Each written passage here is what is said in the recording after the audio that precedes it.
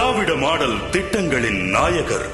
விளிம்பு நிலை சமூகத்தின் துயர் துடைக்கவும் அற்புதமான திட்டம்தான் கழிவு நீர் அகற்றும் வாகனங்கள் வழங்கும் ஒப்பில்லா திட்டம். இந்த மொத்த திட்டமுமே ஃப்ராடியா? மத்திய அரசுகளும் மாநில அரசுகளும் சுத்திகரிப்பு தொழிலாளர்களுக்காக வழங்கக்கூடிய மானியத்தை கொள்ளையடிப்பதற்காகவே உருவாக்கப்பட்ட திட்டம் தான் இந்த திட்டம். இது ஒரு நல்ல திட்டம் தான் சார். இதில் என்ன முறைகேடு சதி? அவனே கக்கூசில் இறங்கி செத்துருக்கான்.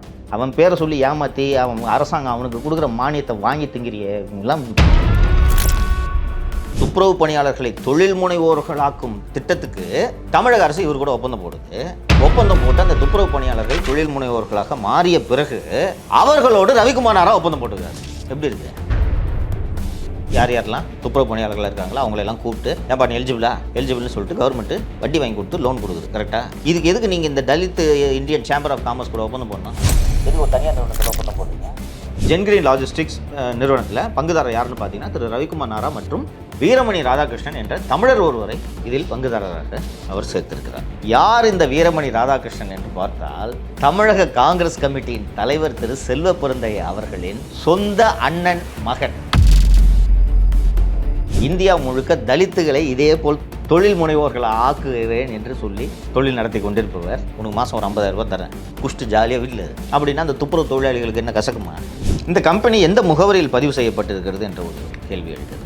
16 சின்னையா தெரு, தியாகராய நகர், சென்னை 17, டி நகர், சென்னை 17 என்ற முகவரியில் தான் இந்த ஜென்கிரீன் லாஜிஸ்டிக்ஸ் நிறுவனம் பதிவு செய்யப்பட்டிருக்கிறது. முகவரி யாரும் போய் விசாரிச்சிருக்கோங்களா? நான் போனேன்ல, போய் அந்த வீட்டை வீடியோவெல்லாம் எடுத்து விட்டு வந்தேன். கட்டிடத்தின் வரலாறு என்னவென்றால், நடிகை திருமதி சரோஜா தேவிக்கு சொந்தமாக அந்த சொத்து இருந்தது. அதை நான் சரி செய்து தருகிறேன் என்று செல்வ பெருந்தகை அங்கே காலை வைக்கிறார். செல்வ பெருந்தகையின் கட்டுப்பாட்டில் விடுதலை சிறுத்தைகள் கட்சியில் அவர் இருந்தது வரை அது விடுதலை சிறுத்தைகள் கட்சி அலுவலகமாக இருந்தது. பகுஜன் சமாஜ் கட்சியில் சில காலம் இருக்கிறது. பகுஜன் சமாஜ் கட்சி அலுவலகமாக இருக்கிறது. தமிழ் மாநில காங்கிரஸ் சில காலம் இருக்கிறார். தமிழ் மாநில காங்கிரசின் அலுவலகமாக இருக்கிறது. அதற்கு பிறகு திரு செல்வ பெருந்தகை அவர்கள் தற்போது காங்கிரஸ் கட்சியில். அந்த கட்டடம் காங்கிரஸ் கட்சி அலுவலகம் இல்ல இப்போது இது செல்வ பெருந்தகை கட்ட பஞ்சாயத்து செய்யும் அலுவலகமாக இருக்கிறது. அந்த கட்டிடத்தில் தான் இந்த ஜென்கிரீன் நிறுவனம் செயல்பட்டு வருகிறது. இந்த திட்டமே செல்வ பெருந்தகை அவர்களால் கொண்டு வரப்பட்டிருக்கும் அப்படின்னு சொல்லிட்டு எடுத்துக்கலாமா? அப்படி நான் இதை பார்க்கவில்லை. செல்வ பெருந்தகை தொழில் முனைவோர் திட்டம் என்றுதான் நான் இதை பார்க்கிறேன். நானே உங்களின் தாய் என்று கூறும் அளவிற்கு நம் முதல்வர் அவர்கள் இந்த அரிய திட்டத்தை வழங்கி இருக்கிறார். வணக்கம் சவுக்கு மீடியா நேயர்களே. இன்றைய அரசியலுக்கு அப்பால் நிகழ்ச்சியில் பல்வேறு விஷயங்கள் குறித்து பேச இருக்கிறோம். வாருங்கள் சார். வணக்கம். வணக்கம் லியோ சார். 2 தினங்களுக்கு முன்பு தமிழக அரசின் சார்பாக ஒரு திட்டம் செயல்படுத்தப்பட்டது. அந்த திட்டம் என்னென்னா, தூய்மை பணியாளர்களை தொழில் முனைவோராக ஆக்க வேண்டும் அப்படின்னு ஒரு உன்னத திட்டம் அப்படின்னு சொல்லிட்டு தமிழக அரசின் சார்பாக சொல்லியிருக்காங்க. நீங்கள் அந்த திட்டத்தை தமிழக அரசின் திமுகவின் விஸ்வகர்மா திட்டம், அதாவது மத்தியில் ஆளும் பாஜக அரசு அவங்க முன்னோர்கள் என்ன தொழில் செய்கிறாங்களோ அந்த தொழிலையே செய்கிறதுக்கு மற்ற அவங்க வருங்கால சந்ததியினருக்கு கடன் உதவி அளிப்பதாக திமுக அரசு பாஜக அரசு குற்றம் சாட்டியது. என்னங்க, ஒருத்தவங்க அப்பா செஞ்ச தொழில் தான் பையனும் செய்யணுமா, அவங்க பிள்ளையும் அதான் செய்யணுமா அப்படின்னு சொல்லிட்டு திமுக சார்பாக விமர்சனம் செஞ்சாங்க. ஆனால் திமுக அரசு இங்கே என்ன பண்ணுறாங்கன்னா, ஒருத்தவங்க தூய்மை பணியாளர்களாக இருக்காங்கன்னா அவங்களுக்கு அவங்க தூய்மை பணியாளர் தான் வேணும், அது அப்கிரேட் வச்சுன்னா அவங்களுக்கு இந்த எலக்ட்ரிக் வெஹிக்கிள் கொடுத்துக்கிறதா சொன்னீங்க. அதை நீங்கள் நவீன விஸ்வகர்மா திட்டம்னு சொல்லிட்டு சொன்னீங்க. அதில் பல்வேறு முறைகேடுகள் நடப்பதாக சொல்லியிருந்தீங்க. கிட்டத்தட்ட 213 வாகனங்கள் கொடுக்க போடுறாங்க. அதில் முதற்கட்டமாக 100 வாகனங்கள் கொடுத்துட்ருக்காங்க. 35 அந்த வாகனம் கொடுக்குற வாகனத்தில் கிட்டத்தட்ட ஒரு 35% மானியமாக தமிழக அரசு அவங்களுக்கு வழங்குது. மீதி 65% வங்கியில் நீங்கள் லோனாக கட்டிக்கலாம், கடனாக கட்டிக்கலாம். 6% வட்டி, அந்த 6% வட்டியும் மத்திய அரசு மானியமாக கொடுத்துட்றாங்க. அப்படி இருக்கும்போது கிட்டத்தட்ட இந்த 100% அந்த 100 வெஹிக்கிள் இது வரைக்கும் கொடுத்துருக்காங்க. அதில் முறைகேடு நடந்திருக்கு அப்படின்னு சொல்லிட்டு நீங்கள் சொல்கிறீங்க. இதில் எப்படி முறைகேடு நடக்கும்? அவங்க ஒரு ஏழை ஜனங்கள், அவங்களுக்கு தொழிலே அதுதான். அதை சில பேர்லாம் செய்ய மாட்டாங்க. அந்த மக்கள் முன்னேறணும்னு சொல்லிட்டு தமிழக அரசு அவங்களுக்கு வெஹிக்கிள் கொடுத்துருக்காங்க. அதில் எப்படி முறைகேடு நடக்கும்? நான் விளக்கமாகவே சொல்கிறேன் இல்லையோ. தூய்மை பணியாளர்கள் தொழில் முனைவோர்களாக மாறுவதில் நீங்களும் நானும் நிச்சயமாக மகிழ்ச்சி அடைவோம். அது ஒன்றும் மாற்றுக்கிறது கிடையாது இல்லையா? இப்போ நேற்று கூட நம்ம நிகழ்ச்சியில் சொன்னேன். நான் அந்த தூய்மை பணியாளர்களுக்கு ஒரு ஆட்டோ வாங்கி கொடுங்கன்றேன் நான். சரியா? சிக்கல் இல்லாத ஒரு தொழில். ஒரு ஆட்டோ வாங்கி கொடுத்தீங்கன்னா அவங்க பாட்டு ஓட்டிட்டு டியூ கட்டிக்கிட்டு போயிடுவாங்க. இன்னொன்று டாட்கோவில் இந்த ஆட்டோ வாங்கி தர்ற திட்டம் இன்னும் இருக்குது. ஆட்டோ வாங்கி கொடுக்குறது இருக்குது. டாட்கோவில் ஆட்டோக்கு லோன் தர்றாங்க. அதுலேயும் இந்த மாதிரி நீங்கள் இப்போ குறிப்பிட்டீங்களா மானியங்கன்னு எல்லாம் இதெல்லாம் இருக்குது. ஆனால் அதற்கு பதிலாக இவர்களுக்கெல்லாம் இந்த கழிவுநீர் அகற்று இயந்திரம் வாங்கி தருவதாக சொல்கிறார்கள். இந்த கழிவுநீர் அகற்றும் இயந்திரத்தை உங்களுக்கும் எனக்கும் கூட அரசாங்கம் வாங்கி தரலாம். இப்போ நம்மளால் அதை மேனேஜ் பண்ண முடியும். இப்போ நமக்கு ஒரு வண்டி கொடுக்குறாங்கன்னு வச்சுக்கோங்களேன். இந்த வண்டியை சிஎம்டபிள்யூ ஒரு டிரைவரை வேலைக்கு போட்டு அந்த அந்த கழிவுநீர் அகற்ற வேலையை நாம் நேரடியாக போய் செய்யணுன்ற அவசியம் கிடையாது. இதை செய்கிறது சிஎம்டபிள்யூ எஸ்எஸ்பி. சிஎம்டபிள்யூ எஸ்எஸ்பின்றது Chennai metropolitan water supply and sewage board. Okay, அவங்களுக்கு வண்டி தேவைப்படுது. அதெல்லாம் அந்த டீட்டெயிலாக அந்த சிஎம் ப்ரெஸ் ரிலீஸை சொல்லியிருக்காங்க, நான் படிக்கிறேன். இப்போ அந்த வண்டியை வாடகை தான் விட போகிறோம். வாடகைக்கு இந்த மாதிரி இந்த வண்டி வாகனங்களை வாடகைக்கு விடும்போது இதை பராமரிக்கிற வேலை, இந்த வேலைகளை எல்லாம் அந்த தூய்மை பணியாளர்களால் செய்ய முடியுமான்றது ஒரு பெரிய கேள்விக்குறி இல்லைங்களா? இந்த வண்டியை நீங்கள் உங்கள் சொந்த யூஸுக்கு பண்ண முடியாது. இப்போது ஆட்டோ வாங்கி கொடுத்தீங்கன்னா நீங்கள் பாட்டு ஆட்டோ சவாரி ஏற்றிக்கிட்டு நீங்கள் பாட்டு ஓட்டிட்டு சொந்த யூஸ் கூட சொந்த யூஸ் பயன்படுத்தினா சாயங்காலம் உங்களுக்கு காசு வந்துடும். ஆனால் இதை நீங்கள் சிஎம்டபிள்யூ எஸ்எஸ்பிக்கு தான் வாடகைக்கு விட முடியும். வேறு எங்கேயும் நீங்கள் இந்த வண்டியை பயன்படுத்த முடியாது. அப்படி இருக்கையில் தூய்மை பணியாளர்களையே ஏன் தேர்ந்தெடுத்து நீங்கள் இதை செய்யணும்? ஒன்று, சிஎம்டபிள்யூ எஸ்எஸ்பியை ஏன் வண்டிகளை சொந்தமாக வாங்கிக்கக்கூடாது? வாங்கலாம். வாடகை தானே எடுக்கிறீங்க, சொந்தமாக வாங்கின்னு போங்க. அரசுக்கு வருமானம் இழப்பு, லைக் செலவை குறைக்கலாம். ஆனால் ஏன் இதை செய்கிறாங்க அப்படின்ற ஒரு கேள்வி இருக்குது. பார்ப்பதற்கு மிக உன்னதமான திட்டமாக இது தோன்றினாலும் இதன் பின்னணியில் ஒரு மிகப்பெரிய சதித்திட்டம் இருக்கிறது. ரொம்ப ஆச்சரியமாக இருக்கும். என்ன சார் இதில் என்ன சதித்திட்டம் இருக்குது? ஃபஸ்ட்டு இந்த திட்டம் என்னன்றதை படிச்சிடலாம். ஸ்கீமோட பேக்ரவுண்டை சிஎம் ப்ரெஸ் ரிலீஸில் சொல்லியிருக்காங்க. அதை என்ன ஸ்கீம்ன்றதை சொன்னால் தான் படிக்கிறவங்களுக்கு பார்க்குறவங்களுக்கு புரியும். நான் சொல்லிடுறேன். சென்னை குடிநீர் வாரியத்தால் பழைய பகுதிகளில் 2494 கிலோமீட்டர் நீளத்திற்கும் விரிவாக்கப்பட்ட பகுதிகளில் 1659 கிலோமீட்டர் நீளத்திற்கும் கழிவுநீர் கட்டமைப்புகள் அமைக்கப்பட்டுள்ளது. கீழே பைப்பு காவா, இந்த சாக்கடை பைப்புகள். இதில் பழைய சென்னை பகுதியில் அமைந்துள்ள கட்டமைப்பில் 50 விழுக்காடு மேற்பட்டவை 40 முதல் 50 வருடங்கள் பழமையானது. எல்லாம் பழைய பைப்ஸு. இந்த கழிவுநீர் கட்டமைப்புகள் தொடர்ந்து குடிநீர் வாரியத்தால் பராமரிக்கப்பட்டு வருகிறது. தொடர்ந்து அவங்க தான் மெயின்டைன் பண்ணிட்டு இருக்காங்க. கடந்த ஆண்டுகளில் மனித கழிவுகளை மனிதனை அகற்றும் அவல நிலையினை மாற்றி சென்னை பெருநகரில் உள்ள கழிவுநீர் அகற்றும் கட்டமைப்புகளின் இயக்குதல் மற்றும் பராமரித்தல் பணிகளை சென்னை குடிநீர் வாரியம் தொடர்ந்து இயந்திரமயமாக்கியுள்ளது. மனுஷன் உள்ள இந்த சாக்கடைக்குள்ளே இறங்கி மனித கழிவுகளை மனிதர்களே அகற்றக்கூடாது. ஆமாம், அந்த சாக்கடைக்குள்ளே மனுஷன் இறங்கக்கூடாது. அதனால் இது எல்லாத்தையும் ஆட்டோமேட் பண்ணிடுச்சு சிஎம்டபிள்யூ மெட்ரோ வாட்டர்னு சொல்கிறாங்க. இதன் அடிப்படையில் கழிவுநீர் கட்டமைப்பின் பராமரிப்பு பணிகளை மேற்கொள்ள 539 இயந்திரங்கள் பயன்பாட்டில் உள்ளது. இப்போ சென்னை மெட்ரோ வாட்டர்கிட்ட 539 இயந்திரங்கள் இருக்கிறது. மேலும் புதியதாக 58 கழிவுநீர் பராமரிப்பு இயந்திரங்களை 28,55,00,000 ரூபாய் மதிப்பீட்டில் முதலமைச்சர் 12/8/2024 அன்று சென்னை குடிநீர் வாரியத்துக்கு வழங்கினார். ஏற்கனவே ஒரு 539 மிஷின் இருக்குது. அதுக்கு பிறகு ஒரு 58 மிஷினு புதுசாக இந்த வருஷம் ஆகஸ்ட் மாதம் வாங்கி கொடுத்துருக்காங்க. இப்போ நான் தொடக்கத்தில் சொன்னேன்ல, இவங்களே வாங்கிக்கலாம்லாம் அப்படின்ட்டு. இப்போ தெரியுதாப்பா, வாங்கினா வாங்கி நீங்கள் பாட்டுக்கு யூஸ் பண்ண போகிறீங்க. இப்போ கவர்மெண்ட் ஆஃபீஸில் வண்டி வாங்குறாங்கல்ல, வண்டி வாடகை எடுக்கிறாங்க இல்லை, சொந்தமாக மந்திரி எல்லா கவர்மெண்ட் ஆஃபீஸில் வண்டி சொந்தமாக வச்சுருக்காங்க. அது மாதிரி இவங்க வாங்கி யூஸ் பண்ணுறாங்க. இந்த இயந்திரங்களை இயக்குவதற்கும் இது ரொம்ப முக்கியம். இந்த இயந்திரங்களை இயக்குவதற்கும் கழிவுநீர் கட்டமைப்புகளை பராமரிப்பதற்கும் 768 நிரந்தர மற்றும் 1489 ஒப்பந்த பணியாளர்கள் மூலமாக இந்த பணிகள் மேற்கொள்ளப்பட்டு வருகிறது. இந்த மிஷின் எல்லாம் மெயின்டைன் பண்ணி ஆப்ரேட் பண்ணுறதுக்கு இப்பணியாளர்கள் பல ஆண்டு காலமாக கழிவுநீர் கட்டமைப்புகளை பராமரிக்கும் பணியில் ஈடுபட்டு வருகிறார்கள். மேலும் இவர்களின் வாரிசுதாரர்களும் இதே பணியில் ஈடுபட்டுள்ளனர். இதுதான் விஸ்வகர்மான்னு சொல்லிட்டு இருக்கோம் நம்ம. இந்நிலையை மாற்றுவதற்கும் இந்த நிலையை மாற்றுறதுக்கு சிஎம் முனைகிறார். இவர்களின் வாழ்வாதாரத்தை மேம்படுத்துவதற்கும் மாண்புமிகு தமிழ்நாடு முதலமைச்சர் அவர்களின் அறிவுறுத்தலின்படி குடிநீர் வாரியம் மற்றும் தலித் இந்திய வர்த்தக மற்றும் தொழிற்சங்க அமைப்பு, Dalit Indian chamber of commerce and Industry இணைந்து இவர்களை தொழில் முனைவோர்களாக மாற்ற உன்னத திட்டத்தினை செயல்படுத்த தமிழ்நாடு முதலமைச்சர் அவர்கள் முன்னிலையில் 28/2/2023 அன்று புரிந்துணர்வு ஒப்பந்தம் மேற்கொள்ளப்பட்டது. இப்போ எனக்கு இதில் எழக்கூடிய முதல் சந்தேகம், ஏற்கனவே 539 வண்டி மெட்ரோ வாட்டர் இருக்குது. கூடுதலாக ஒரு 58 வண்டி வாங்குகிறாங்க. இந்த சூழ்நிலையில் இந்த இந்த கழிவுநீர் அகற்றும் பணியாளர்களை, துப்புரவு பணியாளர்களின் வாழ்க்கையை மேம்படுத்துறதுக்காக இந்த டிக்கின்ற அமைப்போட ஒப்பந்தம் போட்டிருக்கோம் அப்படின்னு சொல்லிட்டு சொல்கிறாங்க. இந்த Dalit Indian chamber of commerce and இண்டஸ்ட்ரின்ற இந்த அமைப்பு என்ன மாதிரியான அமைப்பு? தனியார் அமைப்பா? என்ன அமைப்பு உங்களுக்கு என்ன தோணுது? Dalit Indian chamber of commerce and இண்டஸ்ட்ரின்னு கேள்விப்படும்போது இது அரசு அமைப்பு மாதிரி தான் எனக்கு தெரியுது. அப்படி தான் பார்க்குறதுக்கு தெரியுது இல்லையா? இது ஒரு தனியார் நிறுவனம், Dalit Indian chamber of commerce and Industry. இது ஒரு தனியார் நிறுவனம், ஒரு கம்பெனின்னு வச்சுக்கோ. ஓகே. இந்த கம்பெனியை இந்த கம்பெனி 2015ஆம் ஆண்டு தொடங்கப்படுகிறது. மும்பையில் இந்த கம்பெனி தொடங்கப்படுகிறது. ரிஜிஸ்டர் ஆஃப் கம்பெனிஸ் பூனாவில் இந்த கம்பெனி பதிவு செய்யப்பட்டிருக்கிறது. சஞ்சீவ் டங்கி, நந்து கிஷோர் சந்தன், மிலிந்த் பிரகலாத் கம்ப்ளே, சுஷில் மாருதி கடாம், ரவிக்குமார் நாரா ஆகிய 5 பேர் சேர்ந்து இந்த நிறுவனத்தை 2015ஆம் ஆண்டு தொடங்குகிறார்கள். முதல் கேள்வி, கவர்மெண்ட் இதை பண்ணுதுன்னா, இப்போ கவர்மெண்ட் என்ன பண்ணுதுன்னா பயனாளர்களை தேர்ந்தெடுக்குது. யார் யாரெல்லாம் துப்புரவு பணியாளர்களாக இருக்காங்களோ அவங்களெல்லாம் கூப்பிட்டு, ஏன்பா நீ எலிஜிபிள்னு சொல்லிட்டு கவர்மெண்ட்டு வட்டி வாங்கி கொடுத்து லோன் கொடுக்குது. கரெக்டாக? இதுக்கு எதுக்கு நீங்கள் இந்த Dalit Indian chamber of Commerce கூட ஒப்பந்தம் போடணும்? அதுவும் ஒரு தனியார் நிறுவனத்து கூட ஏன் ஒப்பந்தம் போட்டுறீங்க? தாட்கோ வச்சுருக்கீங்க, Tamil Nadu Adi Dravidar housing and development corporation வச்சுருக்கீங்க. அவங்களுக்கு என்ன வேலை? ஆதி திராவிடர்களின் வாழ்வை மேம்படுத்துவது தானே அவர்களோட வேலை. எதுக்கு ஒரு தனியார் நிறுவனத்தோட ஒப்பந்தம் போடுறீங்க? சரி, வர்றேன், மீதி எல்லாம் வரேன். நீங்கள் கடைசியாக முடிக்கும் போது உங்களுக்கு இது எல்லாமே தெரிஞ்சிடும்.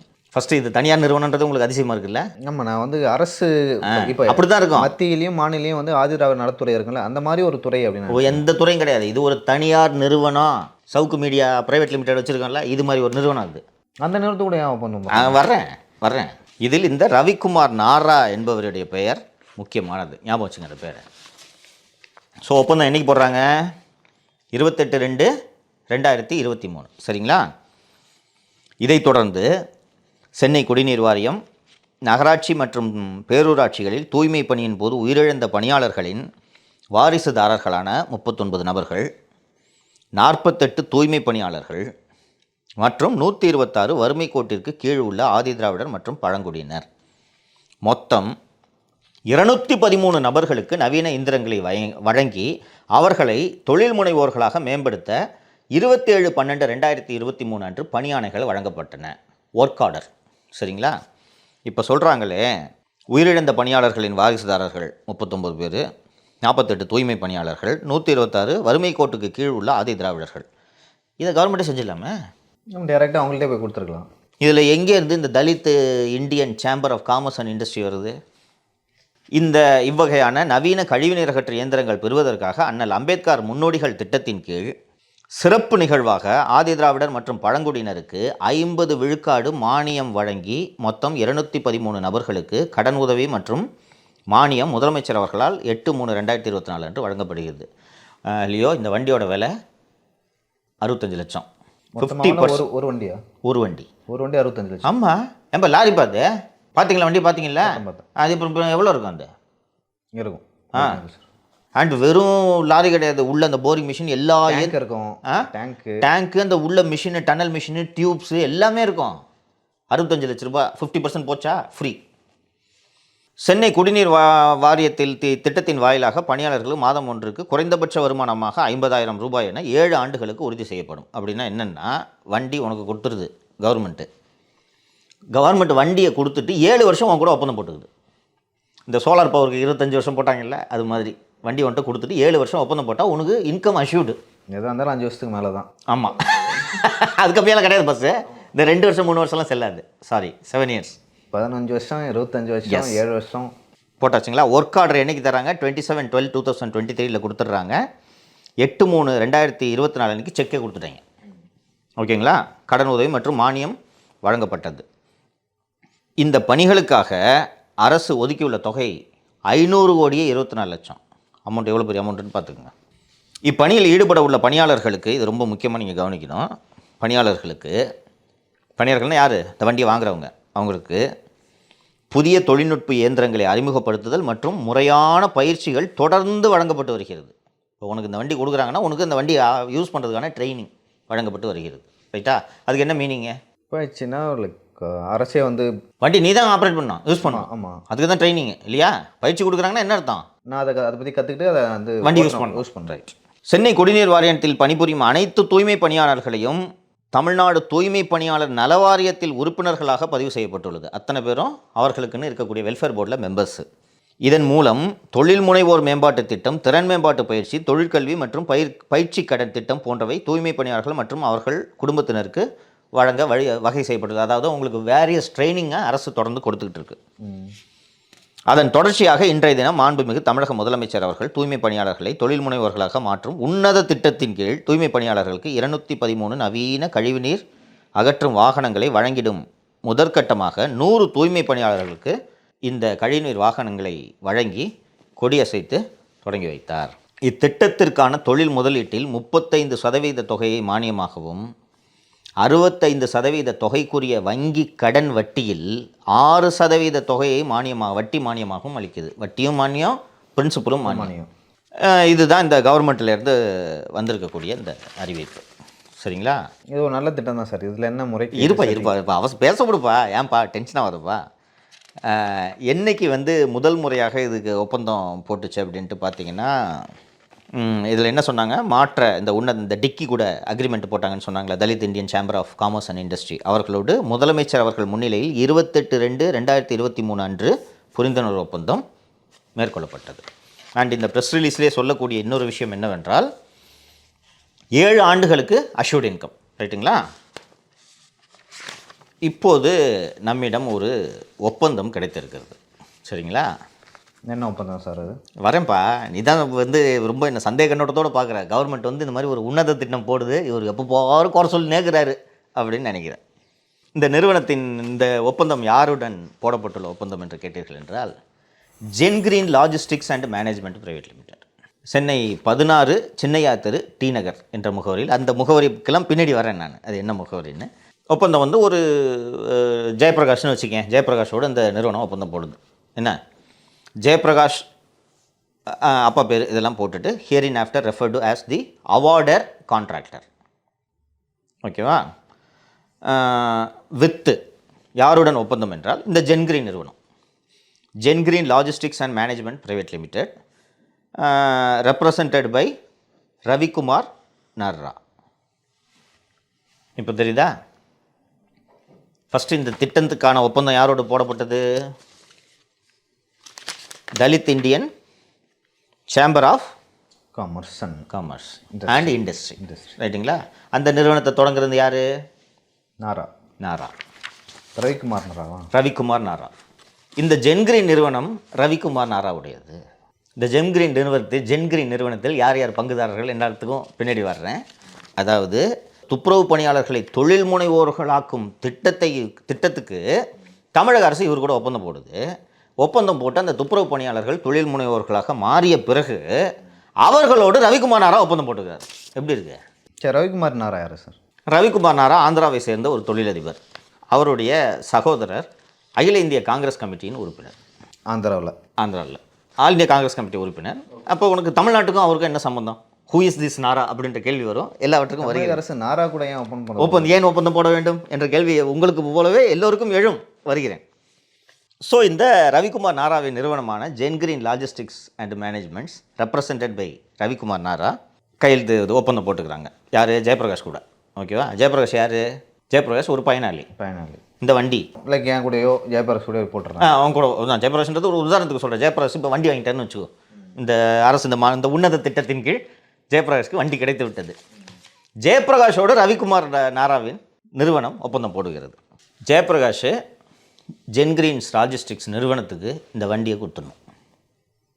வண்டியை கொடுத்த உடனே இந்த வண்டியோட மெயின்டெனன்ஸு எல்லாத்தையுமே ஜென்கிரீன் நிறுவனம் பார்த்துக்கொள்ளும். இப்போது சிஎம்டபிள்யூஎஸ்எஸ்பி ஏற்கனவே அந்த ப்ரெஸ் ரிலீஸில் இருக்குது, 7 வருஷத்துக்கு இவர்கள் ஜெயபிரகாஷோடு சிஎம்டபிள்யூஎஸ்எஸ்பி ஒப்பந்தம் போட்டு விட்டது. ஓகேவா? அப்போது அந்த வாகனங்கள் எப்போதெல்லாம் பயன்படுத்தப்படுகிறதோ அப்போதெல்லாம் ஜெயபிரகாஷ்க்கு பணம் வரும். ஆமாம், மாதம் வந்துடும். மினிமம் 50,000. அது குறைந்தபட்சம் 50,000 வரும். ஆனால் கூடுதலாக வரும். லாரி இல்லையா? மினிமம் சொல்லியிருக்காங்க. வந்துடும். சரி, இப்போ ஜெயபிரகாஷ் ஒரு சுகாதார பணியாளர். இப்போ அந்த ஒரு லாரியை ஜெயபிரகாஷ்ட கொடுத்தா மெயின்டெனன்ஸ் செலவு எவ்வளோ இருக்குது? ஃபஸ்ட்டு ஆப்ரேட் பண்ணோம். ஆமாம். திடீர்னு சிஎம்டபிள்யூஎஸ்எஸ்பிலேருந்து அங்கே இந்த ரோட்டில் சாக்கடை அடைச்சிருக்குதுங்க அப்படின்னு சொல்லி இவ்வளோ முழங்கால் அளவுக்கு தண்ணி நிற்கும். ஜெயபிரகாஷுக்கு என்ன தெரியும் என்றால் அந்த காவா உள்ள இறங்கி அதை சுத்தம் செய்ய தெரியும். அதற்கு தான் பழக்கப்படுத்தப்பட்டிருக்காரு. இந்த லாரி எடுத்துன்னு போய் க்ளீன் பண்ணுவார் ஆப்ரேட் பண்ணி. ஆனால் இவர்கள் சொல்கிறார்கள் நாங்கள் பயிற்சி கிட்சி எல்லாமே கொடுத்துருக்குறோம் அப்படின்னு சொல்கிறாங்க. ஆனால் ஜெயபிரகாஷ்க்கு ஒரு லாரி எடுத்துகிட்டு போய் செய்ய முடியுமா என்றால் கஷ்டம். ஏன்னா இதில் இந்த பயனாளிகளில் நிறைய பேர் பார்த்தீங்கன்னா பெண்கள் இருப்பாங்க அதில். ஆமாம், ரைட்டுங்களா? வாரிசுக்கெல்லாம் கொடுத்துருக்கோன்றாங்க. வாரிசு வந்து சின்ன பையனாக இருப்பான், எப்படி பண்ண முடியும்? ஆள் தான் வாடகை. ஸோ அவர்கள் அத்தனை பேரின் வாகனங்களையும் இந்த ஜென்கிரீன் நிறுவனம் ஒப்பந்தம் போட்டிருக்கிறது. 100 பயனாளிகள் இருக்காங்கல்ல, 100 பயனாளிகள்கிட்டையும் ஜென்கிரீன் நிறுவனம் ஒப்பந்தம் போட்டிருக்கு. அந்த 100 பேரும் அந்த வண்டியை சிஎம்டபிள்யூ எஸ்எஸ்பிக்கு வேலை செய்ய போகிறதில்ல. டேரெக்டாக அந்த அந்த அந்த கம்பெனி தான் டேரெக்டாக. கம்பெனி வந்து இப்போ நேரடியாக, இப்போ உங்களுக்கு இந்த கேள்வி எழும்ல, கம்பெனி ஏன் நேரடியாக சிஎம்டபிள்யூ எஸ்எஸ்பியோட ஒப்பந்தம் போடக்கூடாது? போட்டிருக்கலாம்ல. ஏன் போடல சொல்லுங்கள்? பயனாளி கூட போட்டால் வந்து இங்கே நடக்கிற ஊழல் வந்து தெரியாது. நோ நீங்கள் விஷயத்தை புரிஞ்சுக்கல. ஜென்கிரீன் நிறுவனம் நேரடியாக சிஎம்டபிள்யூ எஸ்எஸ்பி கூட ஒப்பந்தம் போடணும்னா ஜென்கிரீன் நிறுவனத்துக்கிட்ட 100 வண்டி வேணும்ல. ஆமாம், ஒரு வண்டி 65 லட்சம்னா 100 வண்டிக்கு என்னாச்சு? 65 கோடி. ஆமாம், 65 கோடி வருமா? சரி, 6.5 கோடின்னு வச்சுக்கோங்க. 6.5 கோடி முதலீடு போடணும். ஜென்கிரீன் நிறுவனத்திட்ட ஏது அந்த காசு? இன்னொன்று எதுக்கு அந்த முதலீடு போடணும்? அதான் 100 பயனாளிகள் இருக்காங்கல்ல, ஆமாம். அவங்ககிட்ட அப்போ அரசு வந்து இவங்க இன்னொன்று ஒரு நிமிஷம். இப்போ ஜென்கிரீன் நிறுவனம் ஒரு இந்த வாகனத்தை வாங்குதுன்னு வச்சுக்கோ. அந்த வாகனத்தோட விலை என்ன? 65 லட்சம். ஜெயபிரகாஷ் என்ற பயனாளி அந்த வாகனத்தை வாங்கினாருன்னா அந்த வாகனத்தோட விலை என்ன? பாதி, 65ல் பாதி 30 லட்சம் போச்சா? இன்னொன்று, ஜென்கிரீன் நிறுவனம் நேரடியாக அந்த வண்டி வாங்குறதுக்கு வங்கியில் போய் கடன் வாங்கினா வட்டி எவ்வளோ? % அதிகம், 12க்கு மேலே தான். 14, 12லேருந்து 14. இது 6%. 6 மானியம் சென்ட்ரல் கவர்மெண்ட்டே கொடுத்துட்றாங்க. இது எவ்வளோ ஈஸியாக இருக்குது. பணம் எப்படி டிஸ்ட்ரிபியூட் ஆகுன்ற கொஸ்டின் இருக்குல்ல. ஜென்கிரீனுக்கு அந்த ஜென்கிரீன் நிறுவனம் தங்களை குரூப் மேனேஜ்மெண்ட் கம்பெனி என்று அழைத்துக் கொள்கிறது. குரூப் மேனேஜ்மெண்ட் ஜிஎம்சின்னு சொல்கிறாங்க. குரூப் மேனேஜ்மெண்ட் கம்பெனினா என்னென்னா, ஜெயபிரகாஷ் போன்ற 100 பயனாளிகளும் ஒரு குரூப்பு. அந்த குரூப்பை ஜென்கிரீன் நிறுவனம் மேனேஜ் பண்ணுது. ஓகேவா? அதனால் குரூப் மேனேஜ்மெண்ட் கம்பெனி. இந்த குரூப் மேனேஜ்மெண்ட் கம்பெனி இன்சூரன்ஸ் கட்டிவிடும், ரோட் டாக்ஸ் கட்டிவிடும், ஆயில் மாற்றுவது, டயர் மாற்றுவது, ரிப்பேர் செய்வது, எல்லா வேலைகளும். ஏன்னா இதை எல்லாமே ஒரு வண்டிக்கு நீங்கள் பண்ணணும். ஆமாம், இதையெல்லாம் இந்த நிறுவனம் செய்து கொள்ளும்.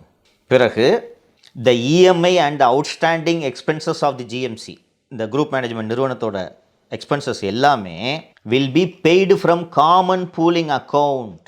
காமன் பூலிங் அக்கௌண்ட்னா எல்லாத்துக்கும் சேர்த்து மொத்தமாக ஒரு அக்கௌண்ட்டை ரெடி பண்ணுறாங்க. புரியுதுங்களா? நீ இப்போ தனித்தனியாக போய் ஒருத்தர் ஜெயபிரகாஷ் 100 பேர் இருப்பான், எல்லாத்தையும் போய் வாங்கிட்டு இருக்க முடியுமா? முடியாது. ஸோ அந்த எல்லா பணமும் சேர்ந்து மொத்தமாக ஒரு காமன் பூல் அக்கௌண்ட். இதெல்லாம் எவ்வளோ எலாபரேட்டாக ரெடி பண்ணியிருக்காங்கன்னு நீங்கள் பார்க்கணும். புரியுது. அதாவது இந்த திட்டமே வந்து ஒருத்தர் டாப் டு பாட்டம் சதித்திட்டம் தீட்டி ரெடி செய்யப்பட்டது. இந்த மாதிரி ஒரு திட்டம் கொண்டு வர்றது யாரோ ஒருத்தவங்களாம் ரெடி பண்ணிப்பட்டது. எக்ஸாக்ட்லி. இந்த மாதிரி ஒரு திட்டம் கொண்டு வாங்க, இதனால் நான் டைரெக்டாக பயனடைவேன் அப்படின்னு. தனியாக நீங்கள் எளிதாக போயிட்டு ஒருத்தரை தனித்தனி ஆள்கிட்ட பேசிடுவீங்களா? நீங்கள் முடியாது. ஃபஸ்ட்டு இவங்களெல்லாம் ரெடி பண்ணி மாதம் உனக்கு நீ எந்த வேலையும் செய்யாமல் உனக்கு மாதம் ஒரு 50,000 ரூபா தரேன், குஷ்டு ஜாலியாக வீட்டில் அப்படின்னா அந்த துப்புரவு தொழிலாளிகளுக்கு என்ன கசக்குமா? கசக்காது. ஏன்னா வந்து கேட்டால் என் வண்டி தான் சொல்லு, என் வண்டின்னு சொல்லு. அப்புறம் இந்த ஸ்கீம் போடும்போது வீடியோ எடுப்போம். அப்போ வந்து முதல்வர் ஸ்டாலின் ஐயா எங்களுக்கு தந்தை மாதிரி இருந்து இதெல்லாம் செய்கிறாரு அப்படின்னு குத்தகாசு மேலே நடிக்கணும். இவ்வளோ தான்.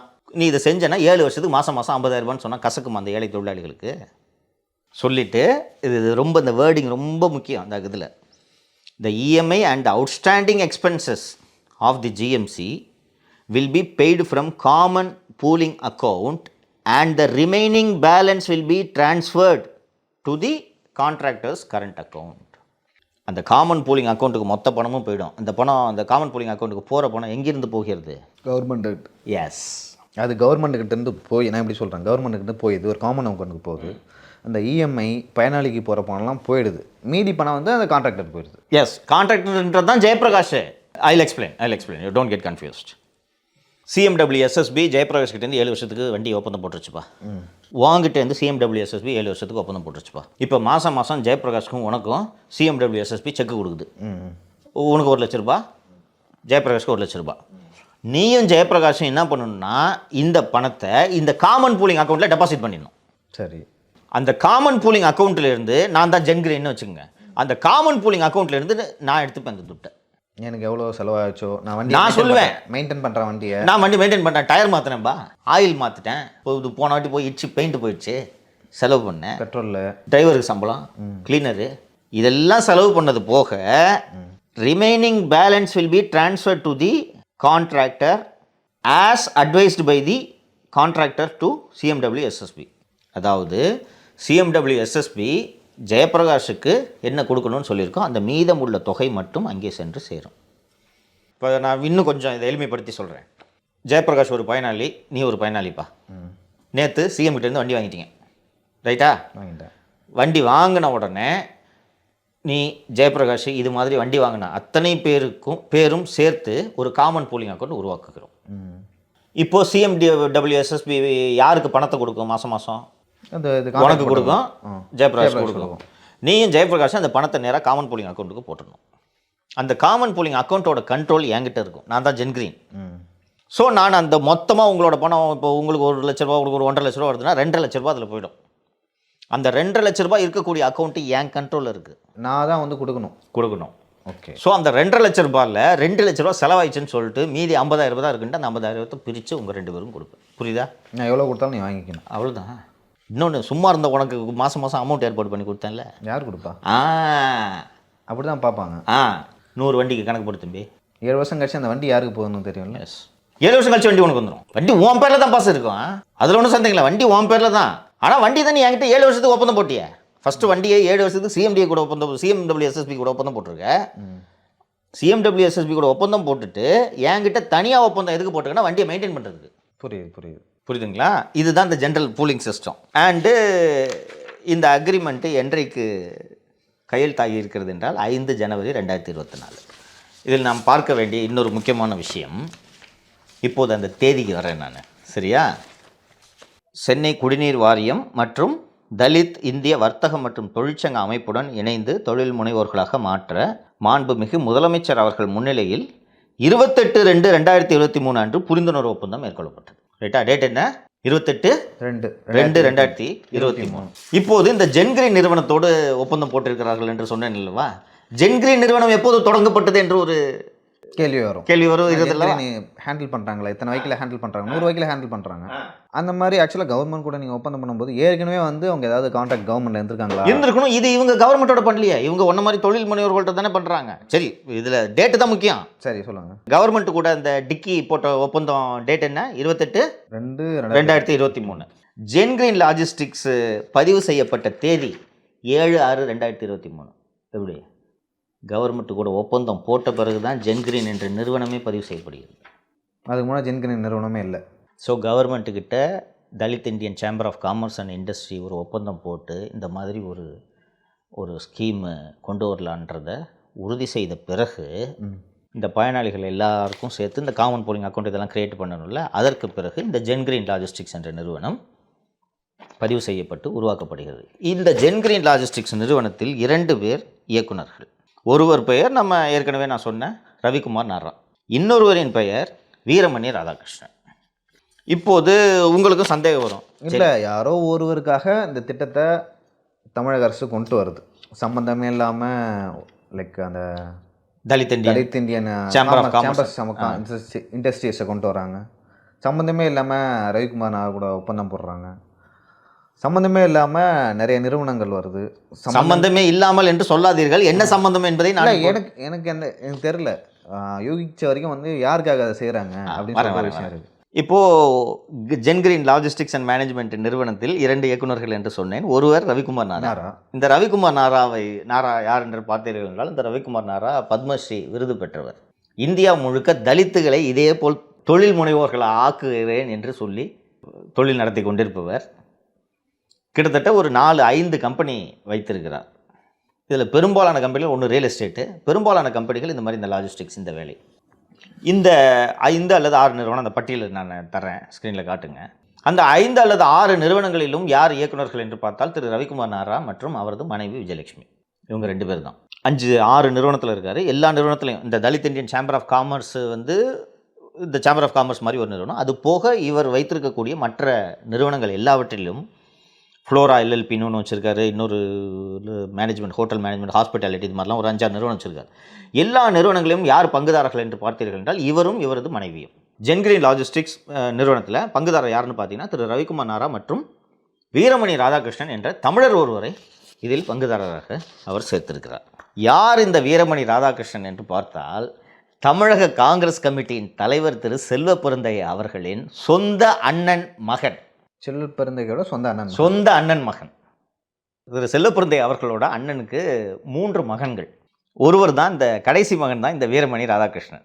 இன்னொரு மகன் ஐயப்பன் காஞ்சிபுரத்தில் பஞ்சாயத்து தலைவராக இருக்கிறார். இன்னொரு மகன் மணிகண்டன் கவுன்சிலராக இருக்கிறார். மூன்றாவது மகன் வீரமணி ராதாகிருஷ்ணன் அவர்கள்தான் இப்போது இந்த ஜென்கிரீன் நிறுவனம் என்ற தொழில் நிறுவனத்தை தொடங்கி தொழிலதிபராக ஆகிவிட்டார். இதில் கூடுதலாக நாம் ஒரு விஷயத்தை பார்க்க வேண்டும். இந்த கம்பெனி எந்த முகவரியில் பதிவு செய்யப்பட்டிருக்கிறது என்ற ஒரு கேள்வி எழுகிறது. 16 சின்னையா தெரு, தியாகராய நகர், சென்னை 17, டி நகர், சென்னை 17 என்ற முகவரியில் தான் இந்த ஜென்கிரீன் லாஜிஸ்டிக்ஸ் நிறுவனம் பதிவு செய்யப்பட்டிருக்கிறது. முகவரி யாருன்னு போய் விசாரிச்சிருக்கீங்களா? நான் போயிருக்கேன், போனேன்ல, போய் அந்த வீட்டை வீடியோவெல்லாம் எடுத்து விட்டு வந்தேன். அந்த கட்டிடத்தின் வரலாறு என்னவென்றால், அது ஒரு டிஸ்பியூட்டட் ப்ராப்பர்ட்டி. ஒரு 40 வருடங்களுக்கு முன்பாக நடிகை திருமதி சரோஜா தேவிக்கு சொந்தமாக அந்த சொத்து இருந்தது. பிறகு ஒரு கடன் நெருக்கடியில் சரோஜா தேவி அவர்கள் கிட்டத்தட்ட ஒரு 40 வருடங்களுக்கு முன்பாகவே வேறு ஒருவருக்கு விட்டுவிட்டார். அது கோர்ட்டில் சிவில் டிஸ்பியூட்டில் லிட்டிகேஷன் ஸ்டார்ட் செய்யும்போது அதை நான் சரி செய்து தருகிறேன் என்று செல்வ பெருந்தகை அங்கே காலை வைக்கிறார். செல்வ பெருந்தகை அங்கே காலை வைத்தது முதல் இன்று வரை அந்த சொத்து திரு செல்வ பெருந்தகையின் கட்டுப்பாட்டில் இருக்கிறது. தொடக்கத்தில் செல்வ பெருந்தகை அவர்கள் பூவை மூர்த்தியோடு இருந்தார் இல்லைங்களா? புரட்சி பாரதம் அப்போ வலுவான கட்சி தான் தலித் துறை. ஆமாம் ஆமாம். இன்னும் சொல்ல போனால் விடுதலை சிறுத்தைகளுக்கு முன்னாடிலாம் புரட்சி பாரதம் ரொம்ப ஒரு செல்வாக்கான கட்சியாக இருந்தது. ஆமாம், ஆக்சுவலி இன்னுமே இருக்காங்க, பட் ஒரு சின்ன பாக்கெட்ஸில் திருவள்ளுவர், பூந்தமல்லி இருக்காங்க. அதுக்கு முன்னாடி செங்கல்பட்டு ஒரு பல இடங்களில் இருந்தாங்க. வலுவான கட்சியாக இருந்துச்சு புரட்சி பாரதம் அலுவலகமாக இது இருந்தது. சரிங்களா? அதற்கு பிறகு திரு செல்வ பெருந்தகை சில காலங்கள் புதிய தமிழகம் கட்சியில் இருந்தார். அப்போது இது புதிய தமிழகம் கட்சி அலுவலகமாக இருந்தது. இது இந்த 16 சின்னையா தெரு. அதற்கு பிறகு திரு செல்வ பெருந்தகை அவர்கள் விடுதலை சிறுத்தைகள் கட்சியில் இருக்கிறார். விடுதலை சிறுத்தைகள் கட்சியில் இருந்தபோது தான் போட்டியிட்டு திரு செல்வ பெருந்தகை 2006 என்று நினைக்கிறேன் எம்எல்ஏ ஆகிறார். 2001 இருக்கும். 6 ரவிக்குமாரும் இவரும் ஜெயிக்கிறாங்க. ஏடிஎம்கே கூட இல்லை, ஏடிஎம்கே கூட. அப்போ 2001 இருக்கும். 6 2001 பிஜேபி கூட்டணியில் போட்டிடுறாங்க இவங்க. அப்போ இவர் செல்வ பெருந்தகை எம்எல்ஏ ஆகலை. ரவிக்குமார் இவர் தான் ஜெயிக்கிறார், திரும்ப தான் ஜெயிக்கிறார் மங்களூர் தொகுதியில். 2001 திரும்ப ஜெயிச்சது பிஜேபி திமுக கூட்டணி. இது காங்கிரஸ் கூட்டணியா? திமுக பிஜேபி கூட்டணி 2006 2001. ஓகே. அப்புறம் தானே கூட்டணி மாறுது. அதனால தான் நேற்று நம்ம நிகழ்ச்சியில் சொல்லியிருந்தேன் நான், திரும்ப கூட்டணியே மாறாத ஒரு மாதிரி பேசினுக்கிறாரு. அவர் மொதல் எம்எல்ஏ ஆனதே பிஜேபி கூட்டணியில் தான். 2002 குஜராத் கலவரம் நடக்கும்போது திரும்ப பிஜேபியில் இருக்கார்.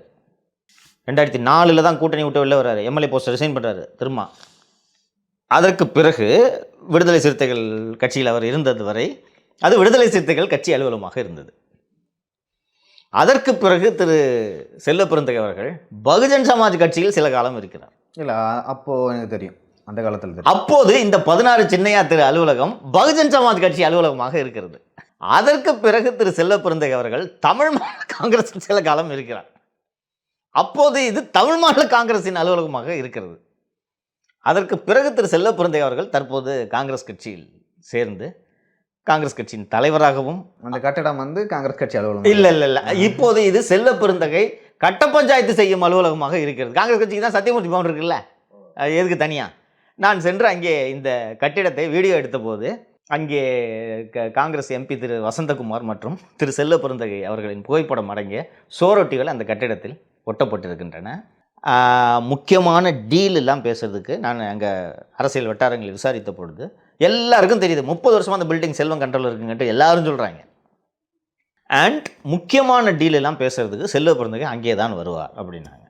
ஏங்க அவர் பெரிய பணக்காரரு, நான் அவரை மொதல் சந்தித்ததே தாஜ் ஹோட்டலில் கிளப் ஹவுஸில் தான் சந்தித்தேன். ஃபஸ்ட்டு எனக்கு கூட்டின்னு போனார். நான் ஆக்சுவலாக வெளில பார்க்குறதுக்கு செல்வ பெருந்தகை அவர்கள் ஒரு சாதாரண அரசியல்வாதி, ஆமாம், ஒரு ஊர் தலைவர், அந்த ரேஞ்சுக்கு தான் இருப்பார். ஆமாம். ஆனால் அவருக்கு இருக்கிற அந்த சொத்து மதிப்புலாம் பார்த்தீங்கன்னா லண்டன்லாம் சொத்து வச்சிருக்காருப்பா. நடுவில் நான் சிறையில் இருந்தப்போ அவருக்கு அண்ணாமலைக்கும் தகராறாச்சு. அப்போ லண்டனில் சொத்து வச்சிருக்காருன்னு சொல்லிட்டு ஆரம்பிச்சோன்னா அப்படியே அது சைலண்ட் ஆச்சு. கவனிச்சிங்களா? சரி, நான் நம்மளையே முதல் முறையாக செல்வம் இங்கே தாஜில் தானே, தாஜ் கிளப் ஹவுஸில் தானே பார்த்தாரு. இந்த கட்டடத்துக்கு எதுக்குங்க வர்றாரு அப்படின்னு சொல்லிட்டு நான் விசாரித்த பொழுது இந்த கட்டடத்தில் தான் சிசிடிவி இல்லை. இங்கே வெளியிலேருந்து நீங்கள் பார்த்தீங்கன்னா ஒரு ஆஸ்பெஸ்டஸ் செட்டு மாதிரி இருக்கும், பாழடைஞ்ச கட்டடம் மாதிரி இருக்கும். சைடில் பார்த்தீங்கன்னா பார்க்கிங்லாம் இருக்குது. அது பக்கா பில்டிங்கு. சரோஜாதேவி சொந்தமாக வைத்திருந்தார் என்றால் எவ்வளோ பெரிய கட்டடமாக இருக்கும். அது காலி இடம்லாம் இல்லை. அந்த கட்டிடத்தில் தான் இந்த ஜென்கிரீன் நிறுவனம் செயல்பட்டு வருகிறது. அங்கே நான் சென்று பார்த்து வீடியோ எடுத்த போது ஜென்கிரீன் நிறுவனத்தை தவிர ஏஎஸ்பி லாஜிஸ்டிக்ஸ் என்ற இன்னொரு நிறுவனமும் அங்கே செயல்பட்டு கொண்டிருக்கிறது. அதை பற்றிலாம் இன்னும் விசாரித்தால் ஏஎஸ்பி லாஜிஸ்டிக்ஸ் தமிழக அரசு கூட இது மாதிரி ஏதாவது ஒரு டுபாக்கூர் ஒப்பந்தத்தை போட்டிருக்கக்கூடிய சாத்தியக்கூறுகள் இருக்கின்றன. அப்போ இந்த திட்டத்தை தூய்மை பணியாளர்களை தொழில் முனைவர்களாக ஆக்கும் திட்டம் அப்படின்னு சொல்ல, அந்த திட்டமே வந்து செல்வப்பெருந்தகை அவர்களால் வந்து கொண்டு வரப்பட்டிருக்கும் அப்படின்னு சொல்லிட்டு எடுத்துக்கலாமா? அப்படி நான் இதை பார்க்கவில்லை. செல்வப்பெருந்தகை தொழில் முனைவோர் திட்டம் என்று தான் நான் இதை பார்க்கிறேன். தூய்மை பணியாளர்கள் தொழில் முனைவோராக்கும் திட்டம் இது அல்ல. லியோ, ஏழை ஜனங்கப்பா. துப்புரவு பணியாளர்கள்லாம் எப்படி இருப்பாங்கன்றது உங்களுக்கு தெரியாதாப்பா? தெரியும். பாவப்பட்டவங்கப்பா. இந்த இந்த இந்த தூய்மை பணியாளர்களை தொழில் முனைவோராக்கும் இந்த திட்டம் தொடர்பாக தமிழக அரசு சார்பில் ஒரு வீடியோ வெளியிடப்பட்டது. அது போடுங்க, அந்த அதில் செல்வப்பெருந்தகை நடுவில் வருவார். அதில் பார்த்தீங்கன்னா அந்த தூய்மை பணியாளர்கள், இந்த பயனாளிகள் எல்லாம் வந்து, முதல்வர் ஐயா எங்கள் தந்தை மாதிரி, நானே உங்களின் தாய் என்று கூறும் அளவிற்கு நம் முதல்வர் அவர்கள் இந்த அரிய திட்டத்தை வழங்கி இருக்கிறார். முதல்வர் ஐயா நாங்கள் இப்படி அனாதையாக இருந்தோம், முதல்வர் ஐயா தான் எங்களுக்கு அப்படின்னு இந்த மாதிரி வீடியோ எடுத்து போட்டு சிஎம்கிட்ட போட்டு காட்டினோடனே ஆக்கா குடியா என்ன கேட்குறாரோ குடியான்ருப்பார். அவருக்கு அதானே படம் போட்டு காமிச்சா குடிச்சு. இந்த ஏழைங்களோட பேரை சொல்லி அவங்க பேரை வச்சு அரசாங்கம் உண்மையிலேயே இந்த மாதிரி கடன்லாம் கொடுக்கறது இவங்கெல்லாம் திருப்பி கக்கு சொல்லிட்டு இருக்காத. எல்லாம் வளர்ந்து ஏதாவது பெரிய ஆளாகு அப்படின்றதுக்கு தான் கவர்மெண்ட் அவங்களுக்கு ஆட்டோ வாங்கி கொடுக்கக்கூடாது. இன்னொன்று, தலித்துக்காக பேசுகிறேன்னு சொல்லிட்டு அந்த ஏழைங்க, அந்த துப்புரவு தொழிலாளிகளை ஏமாற்றி இப்படி சம்பாதிக்கிறாரு. இதெல்லாம் என்னையா மனுஷன்? நான் கேட்குறேன். உள்ளபடியே கோவம் வருது இல்லையோ எனக்கு. இந்த ரோடு போடுற கான்ட்ராக்டரில் லஞ்சம் வாங்கினா கூட அதெல்லாம் பெருசு கிடையாது பஸ்ஸு. நான் சம்பாரிச்சுப்பான். இந்த பக்கத்தில் பாலம் கட்டுறாங்க, இந்த பாலம் கட்டுற கான்ட்ராக்டர்கிட்ட ஒரு அமௌண்ட்டை வாங்கிக்கிட்டு ஒரு 10% கூடியான்ட்டு வாங்கிட்டு போனதில் விட்டுலாம் பஸ். இது என்ன பஸ் இது? படிக்காத ஏழைங்க அவங்க. துப்புரவு பணியில் உயிரிழந்தவர்களோட வாரிசுகளுக்கு போய் நீ வண்டி வாங்கி தர்றிய, அவனே கக்கூஸில் இறங்கி செத்துருக்கான். அவன் பேரை சொல்லி ஏமாற்றி அவன் அரசாங்கம் அவனுக்கு கொடுக்குற மானியத்தை வாங்கி திங்கிறியே. இவங்கெல்லாம் இப்படி ஒரு பொழப்பு பொழைக்கணுமா நீங்கள்? நான் கேட்குறேன். நீங்களும் இப்போ போங்க, ஆஃபீஸ் முடிச்சுட்டு போகும்போது போய் சென்னையாத்திரில் போய் எட்டி பார்த்துட்டு போங்க. ஊருக்கே தெரியாது செல்வப்பெருந்தகை கட்டடன்ட்டு. இந்த ஒப்பந்தம் இன்றைக்கி இது இங்கே போடுங்க. இந்த ஒப்பந்தத்தை, இந்த ஒப்பந்தம் இது என்ன ஒப்பந்தம்? இது இல்லைன்னு சொல்ல முடியுமா? ஜென்கிரீன் நிறுவனம் பயனாளிகளோடு போடப்பட்ட ஒப்பந்தம். அந்த கான்ட்ராக்டரை போடும்போது என்னென்னு போடுறாங்கன்னா, hereinafter referred to as the awarder contractor, வண்டி வாங்குறவங்க. Jengreen logistics hereinafter referred as group management company as second party having corporate office at 16 Chinnaiah street, Thyagaraya Nagar. நீ அந்த வீடியோ போடு. அது என்ன கார்பரேட் ஆஃபீஸ் ஆகுது? நான் கேட்குறேன். இந்த மொத்த திட்டமுமே ஃப்ராடியா? மத்திய அரசுகளும் மாநில அரசுகளும் சுத்திகரிப்பு தொழிலாளர்களுக்காக வழங்கக்கூடிய மானியத்தை கொள்ளையடிப்பதற்காகவே உருவாக்கப்பட்ட திட்டம் தான் இந்த திட்டம். இதுக்கு ராஜஸ்தான் ஸ்டேடியத்தில் ஃபங்க்ஷன் வச்சு விழா, இதுலேயும் போய் கலந்துக்கிறாரு சிஎம்.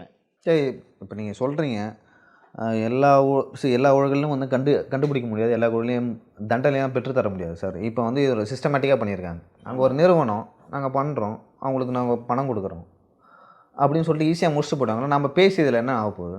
இது போன்ற விஷயங்களை எடுத்து பொதுவெளியில் வைப்பது இந்த அரசியல்வாதிகள் யார் என்பதை மக்கள் தெரிந்து கொள்ள வேண்டும். இந்த விஷயத்தை நாம் பொதுவெளியில் எடுத்து வைக்கிறதுனால திராவிட முன்னேற்ற கழக அரசுக்கு ஏதாவது ஒன்றென்றால் முதலில் வந்து குரல் கொடுப்பது யாரு? செல்வப்பெருந்தகை தான். இந்த மாதிரி விஷயங்களால் தான் வந்து வேற என்ன? உங்க லீடர் ராகுல் காந்தி அதானியை அரெஸ்ட் பண்ணுன்னு குரல் கொடுத்துட்டு இருக்காரு. இருக்காது இல்லையா சொல்றாரு. அப்ப தமிழ்நாடு அரசு அதானியோடு போடப்பட்ட ஒப்பந்தத்தை ரத்து செய்யணும்னு செல்வப்பெருந்தகை பேசணுமா வேணாமா? பேசணும். அது வரைக்கும் பேசல. அப்புறம் ஏன் பேசல? இதனால தான் பேசல. ஜென்கிரீன் லாஜிஸ்டிக்ஸால தான் பேசல. நடவடிக்கை எடுக்கிறாங்க இல்லைன்றதுலாம் வேற இல்லையோ, நம்ம எடுத்து பொது வெளியில் வச்சுடுறோம். மக்கள் மன்றத்தில் நாம் இந்த விஷயங்களை வைத்து விடுகிறோம். இப்போது செல்வப்பெருந்தகை யார்? அவர் எப்படிப்பட்டவர்? எப்படி காங்கிரஸ் தலைவரானார்? திமுகவுக்கு ஏன் துதிபாடியாக இருக்கிறார் என்பதை காங்கிரஸ் தலைவர் ராகுல் காந்தி புரிந்து கொள்ள வேண்டும். தமிழ்நாட்டில் எத்தனையோ காங்கிரஸ் கட்சிக்காக உழைக்கக்கூடியவர்கள் இருக்கும்போது செல்வப்பெருந்தகை போல 7 கட்சி மாறி வந்தவர் ஏன் தமிழ்நாடு காங்கிரஸ் கமிட்டியின் தலைவராக்கினார்கள் என்பதை ராகுல் காந்தி யோசிக்க வேண்டும். மல்லிகார்ஜுன கார்கேவோட மகனை பிடிச்சிட்டு வந்து தலைவரானார். அவர் 7 கட்சி மாறி வந்தவங்களை யாராவது காங்கிரஸ் கமிட்டி தலைவராக்குவாங்களா? ஃபர்ஸ்ட் சொல்லுங்க. காங்கிரஸ் கட்சிக்காக உழைத்த அத்தனை பேர் இருக்காங்க. எவ்வளோ பேர் இருக்காங்க? இவருக்கு காங்கிரஸ் கமிட்டி தலைவர் பதவி கொடுத்தது இவர் என்ன வேலை செஞ்சுட்டு இருக்காரு பார்த்தீங்களா? கம்பெனியை ஜூன் மாதம் தான் ரெஜிஸ்டர் ஆகுது, பிப்ரவரி மாதம் ஒப்பந்தம் போடுறாங்க கவர்மெண்ட் கூட. அப்போ எத்தனை வருஷமாக பிளான் பண்ணியிருக்காங்க. இது மட்டுமல்லாமல் திரு செல்வப்பெருந்தகை அவர்கள் அசெம்பிளியில் பொது கணக்கு குழுன்னு ஒன்று இருக்குது தெரியுமா, பப்ளிக் அக்கௌண்ட்ஸ் கமிட்டின்னு. அந்த கமிட்டி தலைவர் அவர். ஆடிட்டில் எங்கெங்கெல்லாம் கவர்மெண்ட்டில் தப்பு நடக்குதுன்னு சொல்லிட்டு பாயிண்ட் அவுட் பண்ணுறாங்களோ அது எல்லாத்தையும் சரி செய்ய வேண்டிய பொறுப்பில் இருக்கிறார். அதில் ஒரு தனி வசூலை பண்ணிட்டு இருக்காரு. காமான் பர்சன் கூட கொடுக்காம ஸ்ரீபெரும்புதூரில் பூரா maintenance contract, house keeping contract எல்லாத்தையும், அந்த இண்டஸ்ட்ரிக்கு பூரா ட்ராவல் கான்ட்ராக்ட் எல்லாத்தையும் மெயின்டைன் பண்ணுறது செல்வப்பிறந்தகை தான். இல்லை சார், எனக்கு என்னென்னா செல்வப்பிறந்தகை வந்து இத்தனை கட்சி மாறி வந்திருக்காரு. காங்கிரஸில் வந்து ஒரு ஷார்ட் டைமில் தலைவராக இருக்காரு. அங்கே இண்டஸ்ட்ரியில் நீங்கள் வந்து அந்த கான்ட்ராக்ட்லாம் வந்து அவர் பிடிச்சிருக்காரு. அந்த ஸ்கிராப்பும் அவர் தான் ஹேண்டில் பண்ணுறாங்க. ஆமாம். ஸோ எப்படி வந்து செல்வப்பிறந்தகை அவர்களால் வந்து முடியுது ஒரு ஷார்ட் டைம் பீரியடில்? ஸோ இத்தனையும் பண்ண முடியுது. அவர் வந்து ஒரு திமுக காரரும் இல்லை, காங்கிரஸ்க்கு நீங்கள் சொன்ன மாதிரி 7 கட்சி மாறி வந்தவர். அவரால் எப்படி முடியுது? அவரால் எப்படி முடியுதுன்னா, திமுக காரர்களை விட விசுவாசமாக பேசுகிறார். திமுகக்கு எந்த பிரச்சனைனாலும் முதலில் வந்து பேசுகிறார். நேற்று வந்து ஆதவ அர்ஜுன் பேசுனதுக்கு இவர் தான் முதல்ல கண்டிக்கிறாரு. வாய்க்கு வந்ததை பேசக்கூடாது. ஆதவ அர்ஜுன் என்ன பேசணுன்றதை இவர் முடிவு பண்ணுவாரா? நான் கேட்குறேன். இதுக்கு தான் ஜென்கிரீன் லாஜிஸ்டிக்ஸ் இருக்குல்ல, இதுக்காக தான். இது போல் இன்னும் பல விஷயங்கள். இன்னொன்று இது இன்னொரு ஆங்கிள் இருந்து திங்க் பண்ணுங்க இல்லையோ, நீங்கள் கேட்குற கேள்விக்கு இது சரியான பதிலாக இருக்கும்னு நான் நினைக்கிறேன். செல்வ பெருந்தகை போன்ற நபர்களை தலைவராக வருவது தானே திமுகவுக்கு நல்லது. ஆமாம். அண்ணன் ஈவி கேஸ் போன்ற ஆள் இருந்தாருன்னா உடம்பு முடியாமல் இருக்காரு. அண்ணன் ஈவி கேஸ் இன்னைக்கு நல்ல ஆக்டிவான ஒரு ஆளாக இருந்தாருன்னா விடுவாரா? திமுக விடுவாருன்னு நினைக்கிறீங்க? மாட்டார். தமிழக அரசு அடானியோடு என்னென்ன பேச்சுவார்த்தைகள் நடத்தி இருக்கின்றன என்பது குறித்து வெள்ளை அறிக்கை வெளியிட வேண்டும் வர மாட்டாரா? என்னறான் போட்டிருப்பாரு. அவர் தான் ஈரோடு கிழக்கில் உட்கார வச்சிட்டாங்க. முடிஞ்சு அன்னையோட ஸ்டாப் பண்ணிட்டார். ஆமாம். ரொம்ப முதுமை வேறப்பா, முடியலப்பா அவருக்கு, நடக்கிறதுக்கே ரொம்ப கஷ்டப்படுறாரு. போய் ஹாஸ்பிட்டல் அட்மிட் ஆகி இன்னும் ரொம்ப நிலைமை கொஞ்சம் சீரியஸாக தான் இருக்குன்றாங்க. இன்னும் அந்த டேஞ்சர் கண்டிஷன்லேருந்து அவர் தாண்டலைன்றாங்க. அவருக்கு அந்த சீட்டு கொடுத்ததே ஏதோ கடைசியாக நம்மளை எம்எல்ஏ வச்சுருக்காங்கன்னு சொல்லிட்டு அதோட முடிஞ்சிச்சு அவர் கதை. ஸோ இப்படிப்பட்ட நபர்கள் இருப்பது தானே இவர்களுக்கு நல்லது. அண்ணன் ஈவி கேஸ் இருந்தப்போ தமிழ்நாட்டில் காமராஜர் ஆட்சி அமைப்புன்ற குரலாவது வந்துகிட்டு இருக்கு. இப்போ பேசுகிறாங்களா? ஏதாவது ஆக்டிவாக வச்சிருப்பாரு. அவர் கருத்து வந்து ஒரு பரபரப்பை ஏற்படுது. இன்னும் சொல்ல போனோன்னா அண்ணன் சீமான் மாதிரி ஈவி கேஸ் மைக்கு பிடிச்சி போட்டாங்கன்னா அன்றைக்கி ஒரு 2-3 நாளைக்கு பரபரப்பு இருக்குன்ட்டு நம்பலாம். இன்றைக்கி திமுக கூட்டணியில் இருக்க எல்லா கட்சிகளுமே திமுகவோட தொங்கு சதைகளாக தானே இன்றைக்கி மாறி இருக்குது. இதுதான் பின்னணி. இவராவது செல்வப்பிறந்தையாவது இவ்வளோ பெரிய கான்ட்ராக்ட் எடுத்துக்கிட்டு குரல் கொடுக்குறாரு. திரும்ப ஒன்றுமே இல்லாமல் எதுக்கு பேசிகிட்டு இருக்காருன்றது தான் ஒன்றும் புரியல. சரிங்க சார், நீங்கள் சொன்ன மாதிரி வந்து இந்த மாதிரி விஷயம் நடக்குது, மக்கள் முன்னிலையில் வைக்கிறோம், மக்கள் முடிவு பண்ணிப்பாங்க யார் நல்லவங்க யார் கெட்டவங்க அப்படின்னு சொல்லிட்டு. ஸோ இது வரைக்கும் உங்கள் கருத்துக்களை பகிர்ந்து கொடுக்க ரொம்ப நன்றி. நன்றிலையும்.